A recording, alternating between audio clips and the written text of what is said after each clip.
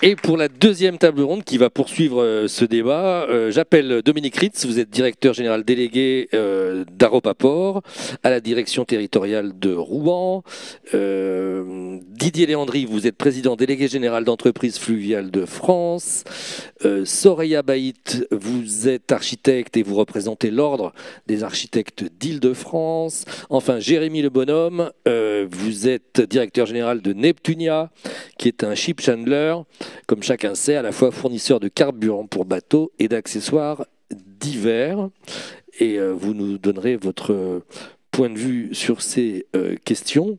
Dominique Ritz, comment vous avez entendu ce débat? On parlait un petit peu de sujets qui vous concernent très directement, hein, puisque à Aropaport, vous suivez toutes ces questions, notamment puisque j'oserais dire, vous êtes comptable de la navigabilité, si je ne dis pas de bêtises, d'une certaine façon de la Seine et des ports qui la jalonnent. Alors, d'abord, bonjour à tous et puis merci d'accueillir Aropaport dans ce colloque. Peut-être juste rappeler ce qu'est Aropaport, parce que nous sommes un jeune établissement public, puisque Aropaport existe que depuis, dans sa configuration actuelle, depuis juin 2021. Donc on est très jeune. C'est la fusion des trois ports que sont Le Havre, Rouen et Paris, Aropa. Et nous sommes aujourd'hui le premier ensemble portuaire de France, avec à peu près 85 millions de tonnes de trafic maritime, 20 millions de tonnes pris en charge, un peu plus de 20 millions de tonnes pris en charge de trafic fluvial. Donc un bel ensemble portuaire qui s'étend donc de l'estuaire de la Seine jusqu'à quasiment Nogent-sur-Seine aujourd'hui, avec des implantations qui sont réparties tout le long. Alors, moi, je suis le directeur général, un des directeurs généraux délégués de Aropaport, en charge la problématique de la transition écologique, qui est un enjeu majeur. Et par ailleurs, j'occupe les fonctions effectivement de directeur général du port de Rouen, qui est donc une des entités constitutives d'Aropaport. L'eau, c'est consubstantiel d'un port. Hein. Ça peut paraître une évidence, mais parfois on a pu l'oublier. Mais s'il n'y a pas d'eau, il n'y a pas de port. Et de fait, donc, les ports sont confrontés à ces différents défis qui ont été évoqués dans la table ronde précédente. Les défis, des défis d'usage. D'usage pour le transport, d'usage pour la baignade, d'usage pour la nourriture, l'usage pour la consommation d'eau, d'usage pour le refroidissement de centrales nucléaires, que sais-je. Les défis de préservation, notamment de préservation de la biodiversité que constitue un milieu aquatique riche qui apporte des fonctionnalités écosystémiques qui sont importantes pour nous, pour notre environnement, pour la qualité de vie. Et puis aussi des défis de préservation, parce que il y a parfois trop d'eau, donc il faut se préserver de ces débordements. Parfois il n'y en a pas assez, avec des problèmes différents, mais des problèmes réels. Et donc les ports sont confrontés depuis toujours à ces défis. Et j'allais dire à ces enjeux. Et l'ambition d'Aropaport aujourd'hui, c'est de passer d'une logique de confrontation à une logique de conciliation de ces enjeux. Et le travail que nous menons, c'est d'essayer de concilier l'ensemble de ces enjeux autour de l'eau, de manière à ce que les choses se passent le mieux possible dans l'intérêt de la collectivité et que l'ensemble de ces enjeux soit traité de la meilleure façon qui soit. Alors, nous sommes effectivement sur la partie aval de la Seine, pour revenir à votre remarque, sur la partie aval, c'est-à-dire à partir de Rouen, nous sommes gestionnaires de l'infrastructure fluviale. Nous avons en quelque sorte les mêmes fonctions que Voies navigables de France sur la partie amont c'est-à-dire de Rouen à Nogent-sur-Seine et au-delà, c'est la compétence de Voies navigables de France. Sur la partie Rouen jusqu'à l'estuaire, c'est Aropaport qui, effectivement, gère la Seine et qui gère notamment la fonction et l'usage navigable de cette Seine, ce qui, notamment, l'oblige à assurer un enfoncement, puisque des navires maritimes, peuvent remonter jusqu'à Rouen et peuvent enfoncer pour pouvoir remonter jusqu'à Rouen, jusqu'à 11,30 m.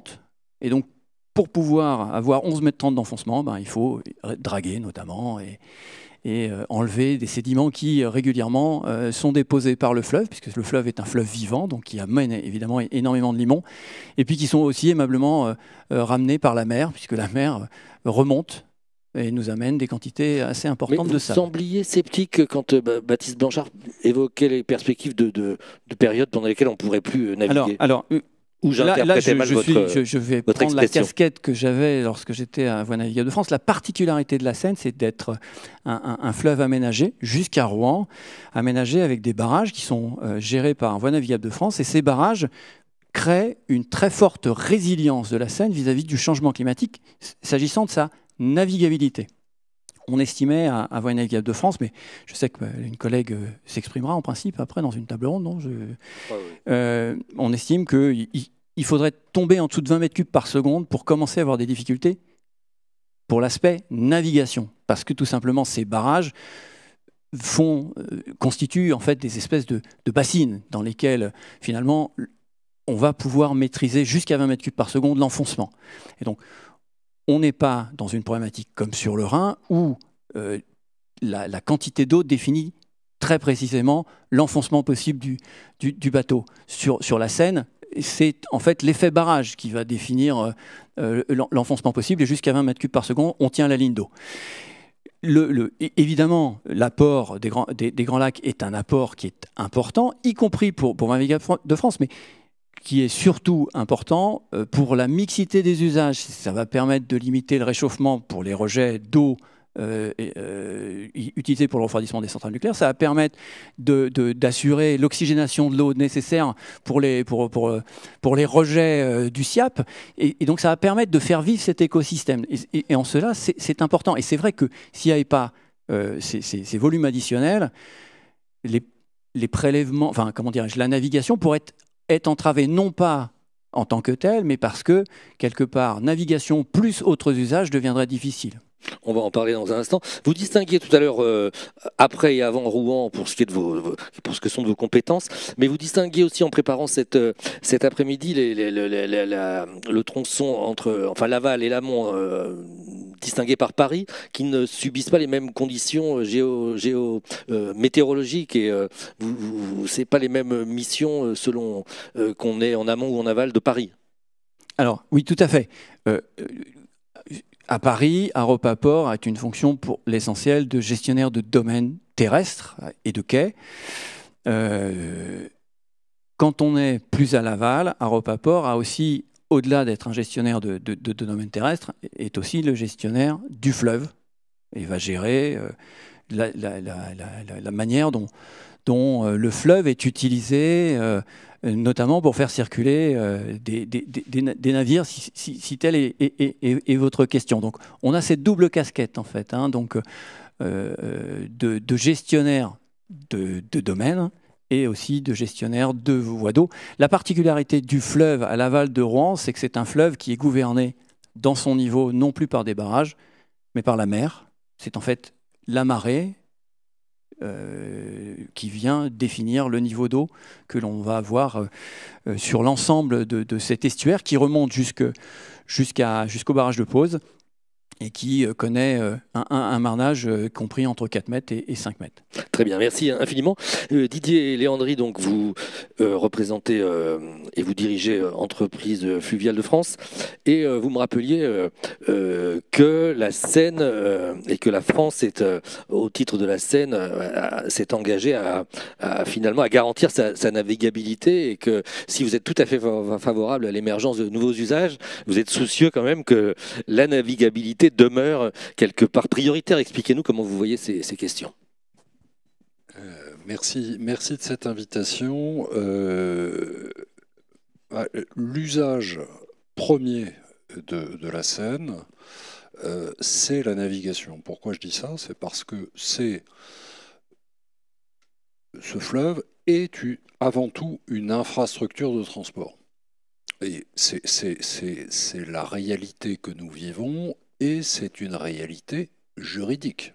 C'est-à-dire, au titre des engagements, notamment internationaux, de la France, c'est ainsi que se positionne ce fleuve. Euh, pour nous, ce qui importe, c'est de garantir la continuité de la navigation sur ce fleuve. Et c'est en ce sens que la question du partage des usages peut se poser. Avec un message clair, restreindre les capacités de navigation en Seine, comme d'ailleurs sur la totalité des fleuves français, c'est quelque part accepter de mettre des camions sur la route. Ça a été dit tout à l'heure, le transport fluvial, et il a ça en commun d'ailleurs avec le transport ferroviaire, c'est le transport de marchandises le moins carboné qui soit. Donc, je rappelle que la Seine permet d'éviter entre 1 million à 2 millions de poids lourds sur les routes par an, ce qui est tout à fait considérable. Et on l'a vu d'ailleurs, ça a été rappelé tout à l'heure à propos du Rhin, quand vous ne pouvez pas naviguer sur une infrastructure majeure, magistrale de ce type, en fait, c'est des filières économiques derrière que vous mettez en péril et un impact extrêmement important sur le milieu naturel, encore une fois, par le report modal inversé du fleuve vers la route. Donc oui, la France a pris des engagements. La Seine, c'est une voie navigable qui fait partie du réseau transeuropéen de transport fluvial. Nous consentons sur cette infrastructure des investissements tout à fait considérables, comme jamais on en a réalisé depuis plus de 50 ans. Je vise la réhabilitation de la quasi-totalité des infrastructures, en ce inclus les barrages dont nous parlions tout à l'heure, dans le cadre du contrat d'objectifs et de performance signé entre VNF et l'État. Mais ce sont aussi des projets de développement, Brenaujan, l'aménagement de l'Oise, le canal Seine-Escaut. Donc il y a clairement une priorité accordée au développement du transport fluvial qui fait l'objet d'accords très engageants pour la France. On reparlera de conflit d'usage, mais vous me parliez notamment du pont Marie qui pose un petit problème. Oui, alors dites-nous on en est où avec ce sujet? C'est un des 3 points de baignade prévus par Paris, et vous dites faut choisir entre la baignade et la navigation à cet endroit-là. En substance, c'est ce que je dis. Enfin, je dis ça de façon plus caricaturale. Dans la précédente table ronde, quand on évoquait le partage des usages, c'était de l'eau en tant que telle. On évoquait les prélèvements. Bon. Là, on parle de l'eau de surface et de la navigation. Donc effectivement, nous, notre quotidien, ou celui de nos opérateurs de transport, c'est la capacité de continuer à naviguer et donc en dépit des velléités, j'allais dire, d'un certain nombre d'acteurs de se réapproprier l'usage du plan d'eau. Et on voit bien ce mouvement se développer et quelque part le citoyen que je suis s'en satisfait pleinement. C'est vrai que c'est extrêmement agréable de pouvoir se promener au bord d'un fleuve. On l'a oublié pendant des décennies s'agissant de la Seine. On aimerait pouvoir s'y baigner. D'ailleurs, je rappelle que dans la Seine et ses affluents, on s'est toujours baigné. On s'est toujours baigné. Donc, on parle du retour de la baignade comme de quelque chose de nouveau. Ça n'a rien de nouveau. Le sujet, c'est de pouvoir le faire en sécurité et en conciliant les usages. Donc effectivement, 3 sites de baignade dans Paris Intramuros, 32 sites en Île-de-France identifiés. Et donc nous, ce que nous disons, c'est pas d'opposition à la baignade dès l'instant qu'elle est conciliable avec des activités de navigation. Donc il y a 3 sites qui sont envisagés à Paris.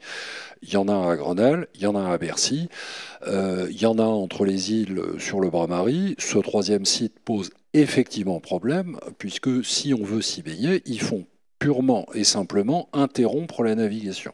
Et donc le partage des usages, ça ne veut pas dire l'interdiction des usages. Ça veut dire la coactivité, la conciliation dont parlait Dominique Ritz tout à l'heure. Et c'est ça qu'il faut absolument chercher à faire. C'est un petit peu hors sujet, mais un mot sur Senesco, vous l'avez cité, donc le canal Seine-Nord, n'est-ce pas, Europe. L'autre jour, on a fait un colloque où Jacques Attali a dit que c'était vraiment une absurdité, qu'il fallait sans doute être très très arriéré mental pour avoir osé penser à un tel projet. Quelle est votre position à vous ? Ouais, moi, je pense que le discours de M. Attali procède d'une logique qui est un peu ancienne et que je pense qu'il faudrait qu'il change de référentiel. Ça, si je voulais être un peu irrévérencieux, c'est ce que je dirais. Et ce projet, il est soutenu par la profession, il est soutenu par les élus, il est soutenu par les milieux économiques. Le chantier est lancé. Qu'est-ce que vous voulez que je vous dise on va pas faire comme il y a 20 ans à la SNCF, c'est-à-dire essayer de repousser le plus loin possible l'ouverture à la concurrence en espérant qu'elle se fera jamais. Le canal, il va être inauguré en 2030, peut-être 2032, il y aura peut-être 1 ou 2 ans de décalage. Et je pense à la grande satisfaction des territoires et des milieux économiques. Merci infiniment. Jérémy Le Bonhomme, vous êtes directeur général de Neptunia, donc qui est un ship chandler, et du coup vous allez jouer, si vous voulez bien, ici le rôle de l'usager finalement. Vous approvisionnez les bateaux en carburant, en bateau d'ailleurs. Hein. En bateau, par bateau. Peut-être expliquez-nous un peu qui vous êtes, parce que c'est intéressant, et puis dites-nous comment vous voyez toutes ces questions d'évolution climatique, et puis aussi d'usage, et puis aussi de gouvernance, puisqu'on en parlera tout à l'heure, mais encore une fois, ça manque pas d'interlocuteurs. Très bien. Bonjour à tous, merci de votre accueil. Donc effectivement, Neptunia est une société d'avitaillement fluvial par bateau fluvial. C'est l'une des seules entreprises à faire ça en France par bateau avitailleur. Donc on a des bateaux qui font à peu près une centaine de mètres cubes et nous nous rendons chez l'usager pour pouvoir le remplir en carburant, en énergie. Donc à date, effectivement, avec des carburants un carburant traditionnel qui est le GNR. Et à d'autres termes, on a développé sur la zone parisienne du GTL, du gaz tout liquide, qui est un carburant qui est moins dangereux pour la faune, la flore et qui fait des réductions de CO2 sur l'ensemble. Et on commence à mettre en place toute la Le GNR, c'est quoi ? Gasoil non routier. Donc c'est un gasoil de base, utilisé pour la navigation fluviale, qui est autorisé pour la navigation fluviale. Donc effectivement, en tant qu'usager, nous travaillons sur la voie d'eau, pour la voie d'eau. Donc la voie d'eau est essentielle en termes de partage, comme disait Didier, non pas comme partage de prélèvement pour l'autre chose, mais effectivement pour la navigation intérieure et les besoins effectivement de distribuer, d'avoir cette réelle volonté, étant ferveur défenseur du monde fluvial et de la logistique fluviale, de vraiment se rendre compte qu'effectivement le fluvial c'est 4 fois moins de CO2, c'est sous-utilisé sur le territoire, et que ces problématiques qu'on peut rencontrer en termes de gouvernance, de prise de décision sont vraiment impactantes pour le secteur d'activité. On a tous été heureux des JO 2024, ça a été super, c'était une grande fête, c'était sur la Seine. Mais il faut savoir que c'est 10 jours d'arrêt d'activité pour les entreprises. Il y a des problématiques, on n'a pas, même si c'était vendu comme la grande fête ou des choses comme ça, c'était extrêmement compliqué en termes de gestion, de logistique, de sécurité pour les entreprises sur le monde fluvial. Donc effectivement, le secteur fluvial est un secteur particulier, sur un milieu naturel qu'il faut prendre en compte et sur lequel on travaille avec, et effectivement avec énormément de gouvernance, des surcouches administratives qui peuvent être assez complexes. Vous, ça vous encombre, ça vous dérange au quotidien l'excès de strates et de parties prenantes? Non, mais c'est d'avoir vraiment une vision plus globale de l'axe Seine, comme on le disait tout à l'heure, c'est d'avoir effectivement une même vision, que ce soit de l'aval à l'amont ou de l'amont à l'aval. C'est des problématiques qu'on va rencontrer. Alors là, on parle de l'axe Seine. Effectivement, c'est l'axe Seine. On a énormément d'activités sur l'axe Seine, mais on peut avoir aussi sur le Rhône, sur le Rhin, dans le sud de la Belgique. Et on voit bien que même si ce sont des bassins interconnectés, là, on parle de l'axe Seine. Donc c'est effectivement cette problématique qu'on peut rencontrer. On peut avoir différentes interprétation de la réglementation, on peut avoir une vision aussi des localités qui est complètement différente au niveau du fluvial. D'autres vont avoir des attentes très touristiques, d'autres plus axées vraiment sur un côté industriel. Voilà, c'est comment on arrive à concilier tout ça et d'avoir une vision globale, et que l'axe Seine ne s'arrête pas à une municipalité de son entrée au panneau à la sortie du panneau. C'est vraiment une activité qui part de l'amont jusqu'à l'aval. Et comment on arrive à concilier tout ça avec un usage partagé, comme disait Didier. Effectivement, c'est nécessaire. En tant qu'avitailleur en gasoil non routier, donc, comment vous appréhendez l'électrification des bateaux? Pour l'instant, ça vous fait pas trop peur parce qu'on est encore loin de la généralisation, ou vous préparez déjà une transition vers d'autres métiers?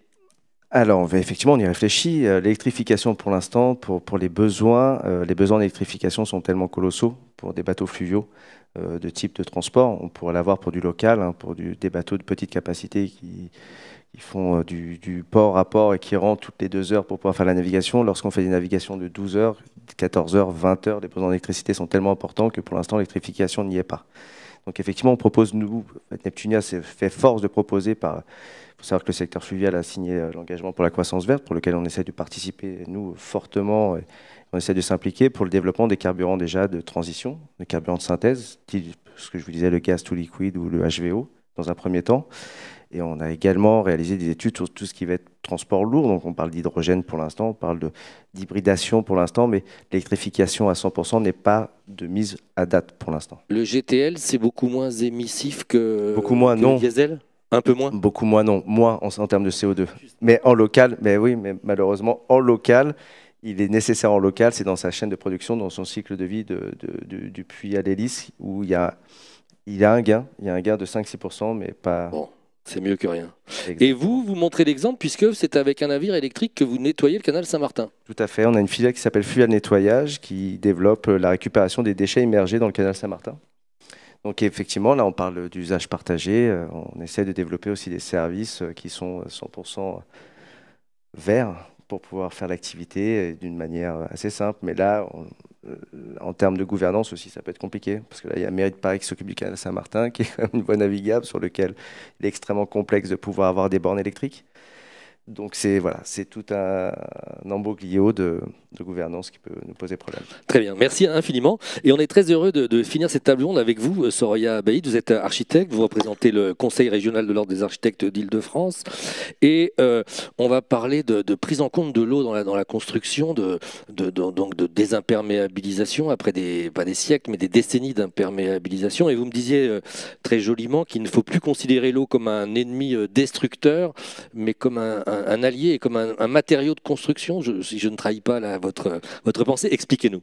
Oui, tout à fait. Donc, je vous présente déjà le Conseil de l'Ordre national des architectes, qui est... Je croyais que c'était régional, je vous prie de m'excuser. Régional, en fait, mais je souhaiterais juste revenir sur notre histoire. Donc, c'est une structure qui n'existe que depuis 1977 et qui regroupe 17 conseils régionaux. Et donc, je suis aujourd'hui représentante du Conseil régional de l'Île-de-France. Donc, de manière générale, donc, si vous avez bien exprimé, en fait, reproduit notre échange, l'architecture, de manière générale, s'occupe des 4 fonctions essentielles à la condition humaine, donc qui sont tout ce qui a été raconté aujourd'hui autour du transport, donc se déplacer, habiter, se recréer et travailler. Et donc, beaucoup de choses ont été dites autour de la navigation, du transport, du déplacement.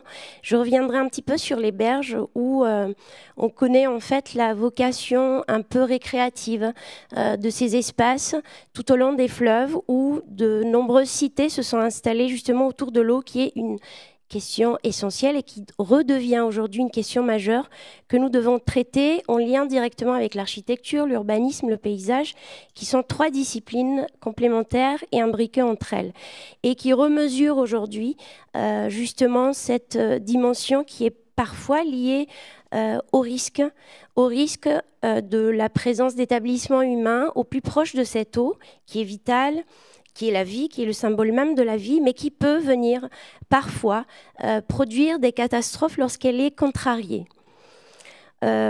Aujourd'hui, quand on parle d'architecture, d'urbanisme ou de paysage, on essaye d'intégrer cette question du risque, comme vous le disiez en fait tout à l'heure, comme un allié, comme une opportunité aussi de réinventer de nouveaux modes d'habiter, de nouvelles formes en fait d'habitation, de nouveaux usages aussi adaptés qui peuvent être temporaires, provisoires, qui restent aussi dans l'accueil.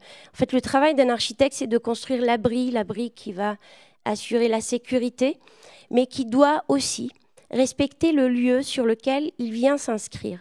Donc aujourd'hui, ce qui est appelé de tous nos voeux, c'est de revenir à cette architecture ancrée, située, qui prête attention à sa géographie, à sa topographie, à l'hydrologie aussi de ce territoire dans lequel elle s'inscrit.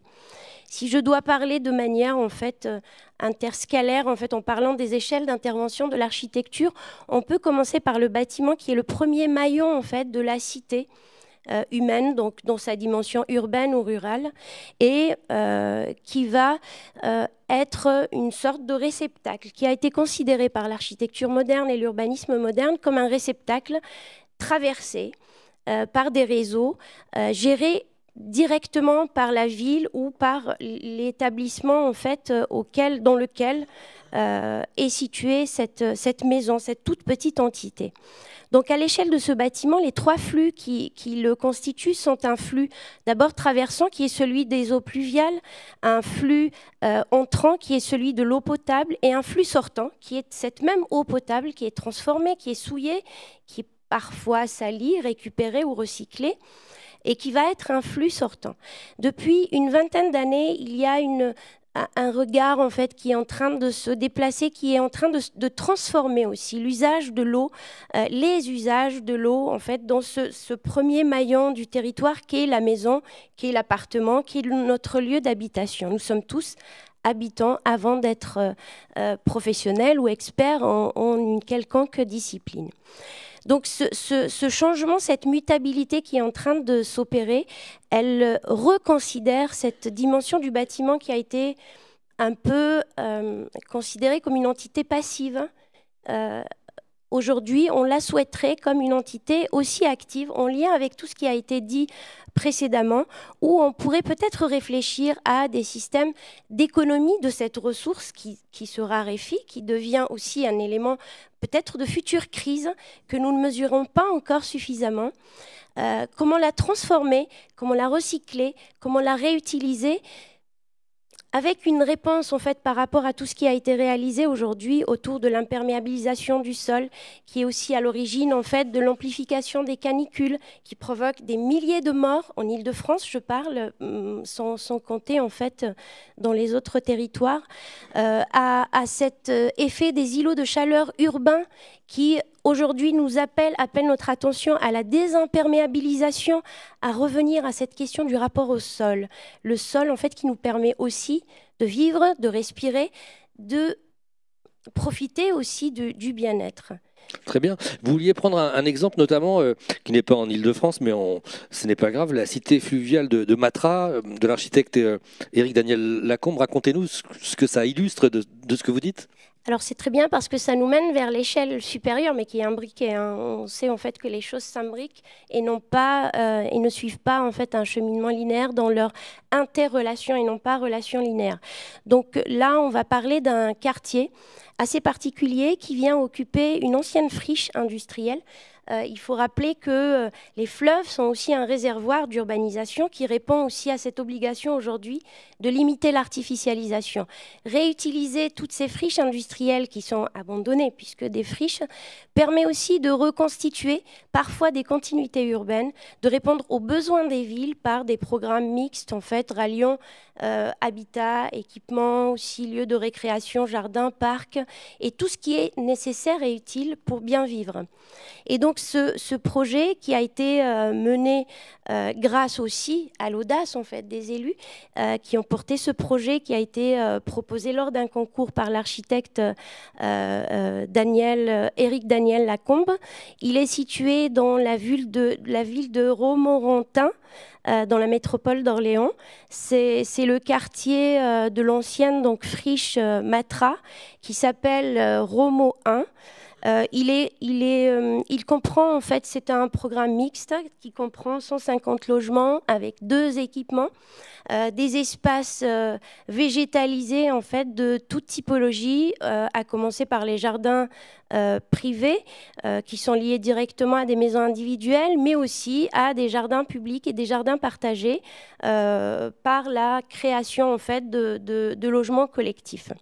La particularité, c'est que ça a été aussi une occasion de réinventer en fait une nouvelle manière d'inscrire notre manière d'habiter par le recours en fait à des formes qui existent ailleurs, et depuis très très longtemps, des immeubles par exemple surélevés, des maisons sur pilotis qui rappellent un peu les maisons des pêcheurs, des jardins privés particuliers, des jardins aussi publics qui sont en réalité des bassins de rétention à ciel ouvert qui participent du paysage et de l'agrément en fait en termes de qualité architecturale et paysagère, mais qui jouent aussi un rôle majeur en fait. C'est-à-dire que là, on a tout fait. En fait, la particularité de ce projet a été d'inscrire l'abri en ne fermant pas le chemin à l'eau. C'est-à-dire qu'on reste dans un système, un écosystème finalement ouvert qui laisse la place à tous les vivants, humains et non humains, et surtout à cette ressource qui est omniprésente. La preuve a été donnée, donc l'opération a été construite entre 2006 et 2010. En 2016, il y a eu une crue exceptionnelle qui est considérée aujourd'hui comme millénale puisqu'elle a dépassé de 60 cm la crue connue de 1910. Et sachez que dans cette opération, les seuls dégâts qu'on a observés étaient liés à des parkings en fait, qui étaient devenus le socle des immeubles d'habitation.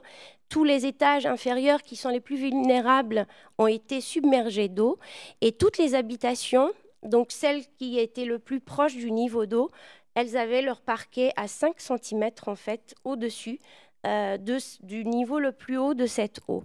Très bien. Qu'est-ce que ça nous raconte tout ça? Pour conclure. Oui, juste pour conclure, c'est qu'il faudrait en fait reconstruire, reconstituer une culture locale liée à l'eau, non pas seulement comme un risque, mais comme une ressource avec laquelle il faut construire.